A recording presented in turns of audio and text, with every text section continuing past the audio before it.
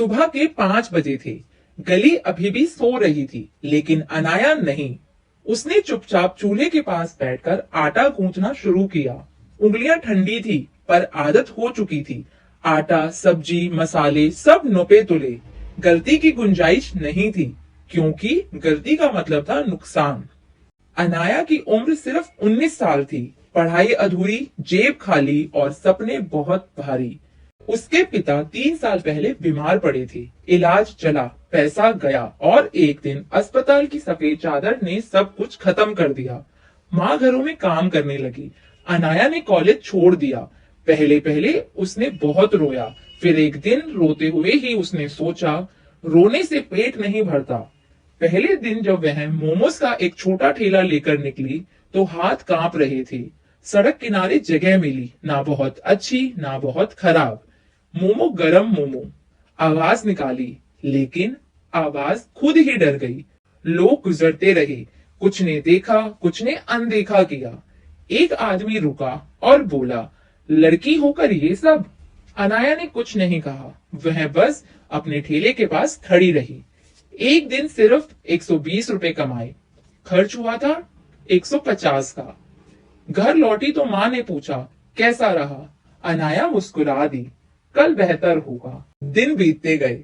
अनाया की सुबह भाप से शुरू होती और रातें थकान में खत्म होती। कभी गैस खत्म, कभी सब्जी खराब, कभी ग्राहक कम। बारिश में ठेला ढकते ढकते उसके हाथ छिल गए। एक दिन तेज बुखार में भी वह मोमोज बेचने गई। माँ बोली, आज मत जा। अनाया ने जवाब दिया, अगर आज नहीं जाऊंगी तो कल भी नहीं जा पाऊंगी। धीरे धीरे लोग पहचानने लगे। दीदी, आज चटनी ज्यादा देना। दीदी, 20 पीस पैक कर दो। पहली बार किसी ने कहा, तुम्हारे मोमोज सच में बहुत अच्छे हैं। उस रात अनाया बहुत देर तक जागती रही। थकान थी, पर दिल हल्का था। 3 महीने बाद वह वही मोमोज नहीं बेच रही थी। अब उसने अपने ठेले पर लिखा था, अनाया के स्पेशल मोमोज। एक कॉलेज की लड़की ने वीडियो बनाया, इंस्टाग्राम पर डाला। अगले दिन लाइन लगी थी। अनाया डर गई, इतने लोग कैसे संभाल पाऊंगी?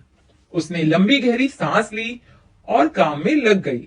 उस दिन 1800 रुपए बचे, खर्च को काट कर। घर आकर उसने वह पैसे अपनी माँ के हाथ में रखे। माँ कुछ नहीं बोली, बस उसकी हथेली को देर तक थामे रही। आज अनाया के पास 2 ठेले हैं। एक लड़का काम करता है और एक लड़की काम करती है। वह आज भी अमीर नहीं है, लेकिन अब बिजली का बिल डराता नहीं। अब किराया रातों की नींद छीनता नहीं। वह कभी कभी ठेले के पास खड़ी होकर भाप से उठते मोमोज को देखती। उसे याद आता पहला दिन, पहला डर, और वह खुद से कहती, मैं वहीं से आई हूं और यहीं से आगे जाऊंगी।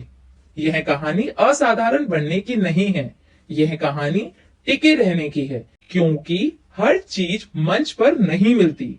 कुछ चीज गरम मोमोज की भाप में भी धीरे धीरे पकती है।